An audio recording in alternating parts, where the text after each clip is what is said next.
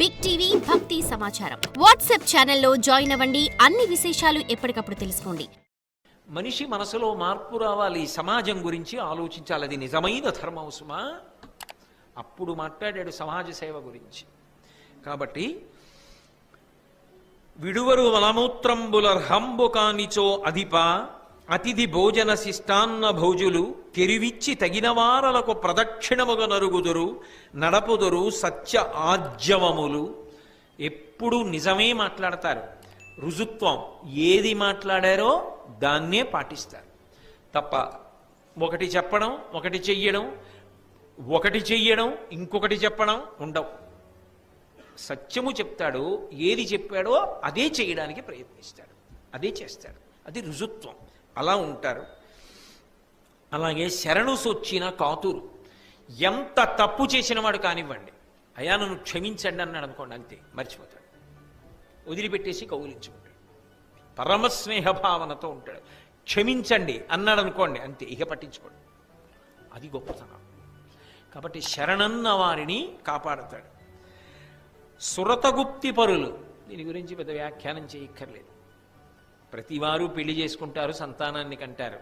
కానీ ఈ రెండిటికి మధ్యలో జరిగేటటువంటి విషయం గురించి తను తన భార్య ఏకాంతంగా పడుకున్నప్పుడు జరిగేటటువంటి కొన్ని విషయాల గురించి ఎప్పుడూ ఎవరితో మాట్లాడనివాడు, ఎన్నడూ మాట్లాడకూడదు. అలా మాట్లాడకుండా మాట మీద జాగ్రత్త ఉండేవాడు, అదుపు ఉండేవాడు. అంతేకాని అర్థం పర్థం లేకుండా అన్నీ మాట్లాడడం అలవాటైన వాడు కానివాడు. నిజదార తృప్తులు. తన భార్య యందు అపారమైన ప్రేమ ఉన్నవాడు, తన భార్య వలనే ఇంద్రియముల తృప్తిని పొందేటటువంటి వాడు. గురు వినీతుడు. గురువుగారి పేరు చెప్పేటప్పటికి రెండు చేతులు జోడించి నమస్కరించి గురువుగారి పేరు చెప్పేటప్పటికి నేల మీద పడిపోతాడు. గురువు అంటే అంత గౌరవం ఉన్నవాళ్ళు. అమల హృదయులు. మనసులో కల్మషం దానివల్ల పోతుంది, ఈ ఆచరణ వల్ల. ఈ కల్మషం పోయిన మనసు ఉన్నవాళ్ళు సంతోషం అరగలరు.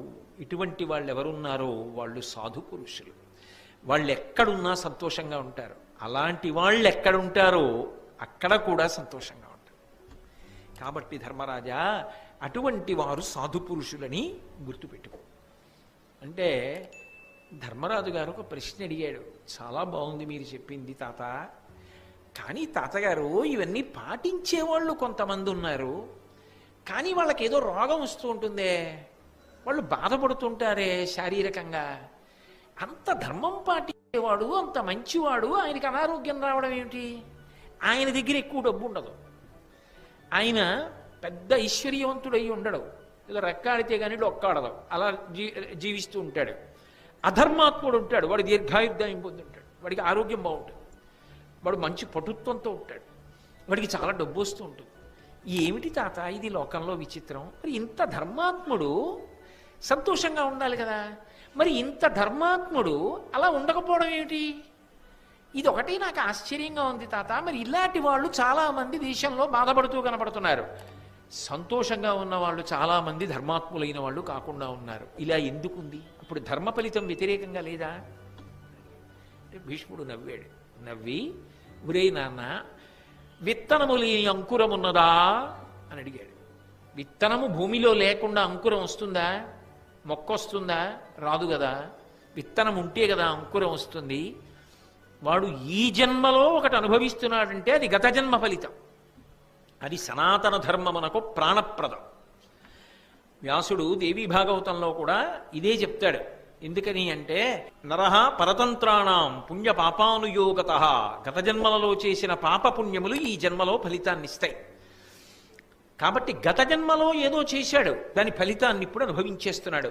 ఏదో అనారోగ్యం వచ్చింది, డబ్బులు లేవు, ఆ బాధ అలా పడుతున్నాడు. కానీ ఈ జన్మలో చేసిన ధర్మం పోతుందనుకుంటున్నావా? ఆయన్ని రెండు రకాలుగా కాపాడుతుంది. ఒకటి, ఈ జన్మలో ఆయన ధర్మాత్ముడైన కారణం చేత ఒకానొక స్థితిలో భగవదనుగ్రహం చేత జ్ఞానం పొందాడో, ఇవన్నీ పడుతున్నది శరీరం, ఇది నేను కాదని సాక్షిగా నిలబడతాడు. ఆ స్థాయి అనుకరించేది కాదు. ఆ స్థాయిలో ఉన్నవారు దీని క్లేశము తన క్లేశం అనరిక. భగవాన్ రమణులకు సర్కోమా ఆపరేషన్ చేశారు. మోచేతి మీద పుండు, ఏదో లోపల పడుకోబెట్టారు గదిలో. మంచి చలికాలం, బయటంత చలిగా ఉంది, హేమంత ఋతువు, అది పట్టుపట్టి నిప్పి ఎక్కువ అవుతుందని కొంతమంది ఏం చేశారంటే మంచం కింద హీటర్ పెట్టారు. తెల్లవారేటప్పటికి ఆయన శరీరం అంతా ఉబ్బి బద్దలైపోయినట్టు అయిపోయి అందులోంచి నెత్తురు కారుతోంది, ఎక్కువైపోయి. వైద్యులు వచ్చి చూశారు. అయ్యయ్యయ్యయ్యయ్యో, ఎవరు పెట్టారండి హీటరు? అలా పెట్టకూడదు, హీటర్ పెడితే సర్కోమా ఆపరేషన్ ఫెయిల్ అయిపోతుంది, విఫలమైపోతుంది, అది మళ్ళీ వికటించింది. ఎవరు పెట్టారన్నారు. వాళ్ళు తెలియక మేము పెట్టామండి అని రమణ మహర్షితో అన్నారు. అరుణాచల భగవాన్ రమణులు నేను చెప్పేది. ఆయనతో అన్నారు, అయ్యా మీకు రాత్రి హీటర్ పెట్టినప్పుడు పడకపోతే మీరు ఇబ్బంది పడుతుంటే మీరు చెప్పచ్చు కదా పిలిచి అన్నారు. ఆయన అన్నారు, వాళ్ళేమో దీన్ని కోసేసి నిప్పిపోతుందన్నారు, మీరేమో ఆ యంత్రాన్ని పెట్టి దీనికి బాగుంటుందన్నారు. ఇదేమో నాకు బావులేది నిప్పెడుతోందని ఇది బాధపడుతోంది. వాళ్ళు చేసిన తమాషా చూశా, మీ తమాషా చూశా, దీని తమాషా చూశా, మూడు చూస్తున్నా అన్నారు. అదేమిటి అంటే ఆయన ఇది కాదు వేరు. రాత్రి పడుకున్నారా? ఓ ఇది పడుకుంది అనేవారు. ఇది వేరు, నేను వేరు, నేను దీన్ని ధరించాను. అందుకే మృత్యు సమయమునందు కూడా పరమ సంతోషాన్ని ప్రకటించి అమ్మయ్య ఇందులోంచి విడుదల పొందుతున్నానని ప్రాణవాయువు తెస్తుంటే వద్దని చెప్పి వదిలిపెట్టారు. భీష్ముడు అలాగే వదిలిపెట్టాడు. అంటే ప్రాణవాయువు తెస్తున్నాడని కాదు, మాఘమాసం వచ్చేసింది కాబట్టి. అలా జ్ఞానమునకు వెళ్ళిపోతాడనుకోండి, అప్పుడు శరీర బాధకి సాక్షి. రామకృష్ణ పరమహంసకి వచ్చింది రాచపుండు సాక్షి. వివేకానందుడు శరీరాన్ని సాక్షిగా వదిలిపెట్టేశాడు. మహాత్ములైనటువంటి వారు తమ అనారోగ్యానికి, తమ బాధలకు తాము సాక్షిగా ఉండి దానితో తాదాత్మ్యత చెందకుండా ఇది బాధపడుతోంది అని గమనించి చిట్ట చివర ఇది పడిపోతున్నప్పుడు కూడా ఇది పడిపోతోందని తాము సాక్షిగా ఉండిపోతారు. ధర్మానుష్ఠాన బలము చేత జ్ఞానము కలిగి పునరావృత్తి రహిత శాశ్వత శివ సాయుధ్య స్థితిని పొందేస్తారు. అలా అవచ్చు. లేదా గత జన్మలలో చేసిన పాపపుణ్యముల వలన ఈ జన్మలో కష్టపడినా ఈ జన్మలో చేసిన ధర్మం మాత్రం పోదు, వచ్చే జన్మలో కాపాడుతుంది. ఎందుకో తెలుసా ధర్మరాజా? ఏముందయా జీవితం, కొంతకాలం ఉంటాడు, వదిలిపెట్టాలిగా. సుఖపడినట్టుగా కనపడుతున్నవాడు ఉన్నాడే, వాడు ఇప్పుడు వదిలిపెట్టిన తర్వాత బాధ వాడికి అప్పుడు మొదలవుతుంది. వీడికి బాధ పూర్తయి సుఖం మొదలవుతుంది. కాబట్టి నేను నీకు ఒక మాట చెప్తాను చూడు. సాధులిందియ విభ్రాంతి సంహరింతురు, అఘము తెలిసి ప్రాయశ్చిత్తమాచరింతురు, అప్రకాశంబుగా ధర్మమాచరింతురు, అఖిల భూత దయాళుత్వం అరగలరు. సాధుపురుషులైన వాళ్ళు ఎప్పుడూ కూడా ఇంద్రియముల యొక్క విశృంఖలత్వాన్ని అరికడతారు. అలాగే పాపకర్మలేవి తెలుసుకుని ఆ పాపకర్మలు చెయ్యకుండా ఉంటారు. తాము ఏదైనా మంచి పనులు చేస్తే దాన్ని చాలా రహస్యంగా ఉంచుతారు. అడగక ముందే దానిని చెప్పరు. అడిగిన తరువాత చెప్పవలసి వస్తే తప్పకపోతేనే చెప్తారంతే. అంతేకాని అసలు తాము చేస్తున్న మంచి పనిని తాము చెప్పరు. అన్ని ప్రాణుల పట్ల విశేషమైనటువంటి దయతో ప్రేమతో ఉంటారు. నీకు ఒక మాట చెప్తాను. అటువంటి వారు, అటువంటి ధర్మాత్ములు అలగు తపములు తొలుమేన కలిగెనేని విధికి కొనువచ్చునన్నరు విపుల భోగములు, పురాకృత వృద్ధ సేవల ఫలించు బుద్ధి కలిమియు విద్యల బొలుచుటయును.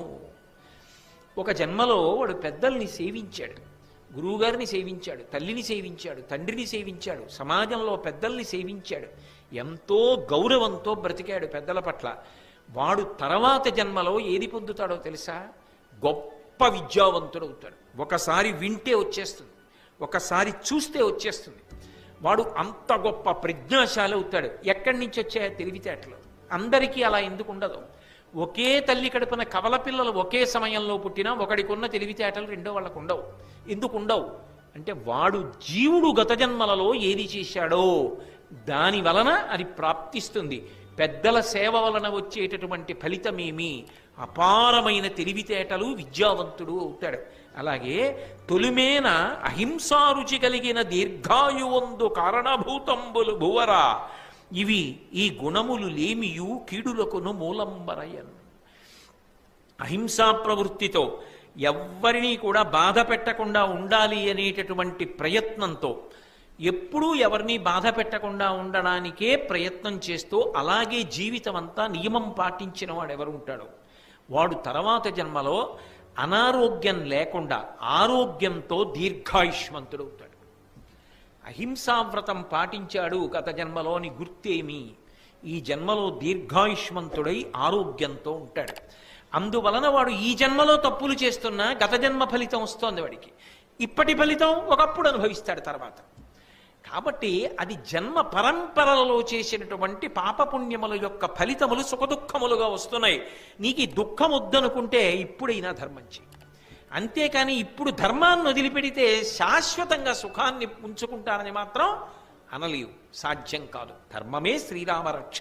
అందుకే వినుము, దానంబు తపమును వృద్ధసేవనము అహింసయు నియత కృత్యములు సర్వజనులకి మహాగుణములు మనమునందు దృఢముగా నిలిపి నడుపుము ధీరవర్యా. ధర్మరాజా, ఒక రాజుగా నీ ప్రధాన కర్తవ్యం ఏమిటో తెలుసా? ప్రజల బాగోగులు చూచుట అన్న మాటకు అర్థం ఏమిటో తెలుసా? ఇప్పుడు బాగుండడం కాదు, వాళ్ళు ఎప్పటికీ బాగుండేటట్టు చూడాలి అంటే రాజు ధర్మ ప్రచారమునకు పెద్దపీట వెయ్యాలి. వేసి దానం చెయ్యడం, తపస్సు చేయడం, పెద్దవాళ్ల సేవ చెయ్యడం, ప్రాణులను హింస పెట్టకపోవడం, మాటల చేత హింస, మనసులో హింస, చేతల చేత హింస చెయ్యకుండా ఉండడం, ఎవడు చెయ్యవలసిన పని వాడు చెయ్యడం, కర్తవ్యత, నిష్ఠ, ఇటువంటి మంచి గుణములు ప్రజలు స్వచ్ఛందంగా ఎవరికి వారు ఆచరించేటట్టుగా పూనిక కలిగేటట్టుగా ధర్మ ప్రచారం చెయ్యాలి. చేస్తే వాళ్ళు ఇక్కడ సుఖపడతారు. ఎందుకని? ధర్మావలంబనము చేత ఇక్కడ కష్టం వచ్చినా తట్టుకు నిలబడతారు. ఉత్తర జన్మల యందు ఇటువంటి బాధలు పొందరు. అది నిజంగా ప్రజల యొక్క బాగోగులు చూచుట. కాబట్టి ధర్మరాజా, అవి ప్రజల యందు దృఢముగా నిలబడేటట్టుగా ప్రయత్నం చెయ్యి అని చెప్పి, ధర్మరాజా ఇక ఉత్తరాయణ పుణ్యకాలం దగ్గరికి వచ్చేస్తోంది. నువ్వు ఎన్నో అడిగావు, నేను ఎన్నో చెప్పా. ఇక పైన ఉత్తరాయణ పుణ్యకాలం వచ్చాక రా. ఆ వచ్చేటప్పుడు నా అంత్యేష్టి సంస్కారానికి నేను వెళ్ళిపోతాను కాబట్టి, నేను వెళ్ళిపోతానంటే శరీరం వదిలిపెట్టేస్తాను కాబట్టి ఉత్తరాయణంలో, అప్పుడు నా శరీరాన్ని దహనం చేయడానికి కావలసిన సంభారములన్నీ పట్టుకుని రా అని పరోక్షంగా ఆజ్ఞాపించాడు. బహుశः నాకు తెలిసినంత వరకు వాంగ్మయంలో ఒక ఊరు వెళ్ళేవాడు ప్రయాణానికి పెట్టె సర్దుకున్నట్టు, ఏదో ఒక అవసరమైన వస్తువుని ఎవరినో తెమ్మన్నట్టు, తాను ప్రాణం ఉత్తరాయణంలో విడిచిపెట్టాలనుకున్నాడు కాబట్టి ఆ ముహూర్తానికి కావలసిన పదార్థాలన్నీ పట్టుకొని ధర్మరాజు గారిని ఆజ్ఞాపించి పంపి ప్రశాంతంగా అంపశయ్య మీద పడుకున్నవాడు భీష్మాచార్యుడు ఒక్కడే. ఉత్తరాయణ పుణ్యకాలం వచ్చింది, మాఘమాసం అష్టమి తిథి వచ్చింది. ధర్మరాజు గారు వచ్చాడు. వచ్చి ఒక మాట అన్నాడు. అనగా వచ్చితి ధర్మనందనుడా ప్రణతి ఆచరించదా, నా పలుకు అవధరింపనవసరంబేని విను, సమయంబు మార్చి అగ్ని మొదలుగా తేదగున అట్టివాని తెచ్చితి, ఋత్విజుల్ వచ్చిరి హరియు నీ తనయుడు ధృతరాష్ట్రుడును సమస్త బంధులు కల మహీపతులు విప్రులు పౌరుజనులు ఏతించిరి సదయహృదయ, వీరి చూడుము కొనువిచ్చినావుడు అన్న ఆ మహాత్ముండు అందర చూచి ఈ నృపాలు కేలు తెమల్చుచు మెలుచేసి దైవయోగంబు కాదే నీ ఉదవుటరయా, మనుజనాథ మాఘమాసంబు శుక్లపక్షంబు నామమున సంప్రమోద మావహిల్ల చేసెనని అభినందించి అతనికి అధిక హర్షమావహించే. ధర్మరాజు గారు మాఘమాసంలో ఉత్తరాయణ పుణ్యకాలంలో శుక్లపక్షంలో అష్టమి తిథి నాడు ఉత్తరాయణ పుణ్యకాలం వచ్చేసిందని తాతగారి దగ్గరికి వెళ్ళాడు. వెళ్ళి తాతగారి పాదములు పట్టి నమస్కారం చేసి ఆయన కళ్ళు తెరిచాడు. తాత, నువ్వు ఏ సమయం చెప్పావో సమయం ఆసన్నమైంది, నేను వచ్చాను, నేను ధర్మరాజుని. తాత, నాతో పాటు నువ్వు ఆరాధన చేసిన అగ్నిని తీసుకొచ్చాను నీ శరీరాన్ని అంత్యేష్టి సంస్కారం చేసి దహనం చేయడానికి. అలాగే ఈ అంత్యేష్టి సంస్కారం చేసినప్పుడు ఆ క్రియలు నిర్వహించడానికి కావలసిన ఋత్విక్కులందరూ వచ్చారు. శ్రీ మహావిష్ణు స్వరూపమైన కృష్ణ భగవానుడు వచ్చాడు. నీ కొడుకు ధృతరాష్ట్ర మహారాజు భార్యతో కలిసి వచ్చాడు. కుంతీదేవి వచ్చింది. నీ బంధువులందరూ వచ్చారు, రాజులందరూ వచ్చారు. వెళ్ళిపోయిన వాళ్ళు దుర్యోధనాదులు వెళ్ళిపోయారు. మిగిలిన వాళ్ళందరూ వచ్చి నిలబడ్డారు. ఒకవేళ నా మాట వినాలని నీకు అనిపిస్తే నా మాట విను. ఎంత మర్యాదగా మాట్లాడాడో చూడండి. ఒక్కసారి కన్ను విప్పి వాళ్ళందరినీ చూడాలని అనుకుంటున్నావా తాత అని అడిగాడు. ఆయన కళ్ళు విప్పి అందరినీ తేరిపారి చూశాడు. ఏదో ప్రయాణానికి వెళ్ళేవాడు రైలు ఎక్కిన తర్వాత కదిలిపోతుంటే చెయ్యూపుతాడే అంత తేలికగా అందరినీ ఒకసారి చూసి ధర్మరాజు గారి చెయ్యి చేత్తో పట్టుకుని దగ్గరికి తీసుకుని ఆ మూర్ధన్య స్థానమునందుంచుకొని ఒకసారి వాసన చూసి దగ్గరికి తీసుకొని దైవానుగ్రహం రా, పరమేశ్వరుడు నీలాంటి మనవణ్ణిచ్చాడు, పరమ సంతోషం అని అందరి వంక ఒక్కసారి చూశాడు. చూసి ఓ మాఘమాసం శుక్లపక్షం అష్టమి వచ్చేసిందా అని ఆనందపడిపోయాడు. నేను ఇందాక భగవాన్ రమణుల గురించి చెప్పానే, తాను శరీరం వదిలిపెట్టేయవలసి వస్తే జ్ఞాని అంత సంతోషంగా వదిలిపెట్టేస్తాడు. ఆయనకి శరీరం అస్థిరం, ఆత్మ శాశ్వతం. నష్టం ఎవరిది? ఇక పైన అలా చెప్పేవాడు లేడు. శరీరము వెళ్ళిపోయిందా ఇక అలా మాట్లాడేవాడేడి? అది కృష్ణ భగవానుడు చెప్పింది. ఒక్కసారి భీష్ముడు లాంటి గురువు వెళ్ళిపోయాడా ఇక చెప్పేవాడు లేడు, అందుకు విను వెళ్ళి అన్నాడు. కాబట్టి పరమ సంతోషంతో ఓ మాఘమాసపు అష్టమి వచ్చింది ఆనందపడ్డాడు. ధృతరాష్ట్రుణ్ణి దగ్గరికి పిలిచాడు. కావున భవితవ్యములకు నీ అడలగవలదు, పాండు నృపపుత్రులు సద్భావమున చూడనీర్చిన భూవరా, తగనీకు కన్న పుత్రులు కారే. కొడుకా ధృతరాష్ట్ర, బెంగపెట్టుకోకు. దాని వలన నువ్వు ఏ విధమైనటువంటి చింత పొందవలసినటువంటి అవసరం లేదు.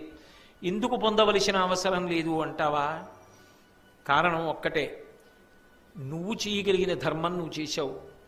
వ్యాసభగవానుడు ఎప్పుడూ నీకు మంచి మాటలు చెప్తూనే ఉన్నాడు. నీ కొడుకు దుర్యోధనుడు వినలేదు, జరగవలసినటువంటి నష్టం జరిగిపోయింది, దుర్యోధనాదులు మడిసిపోయారు.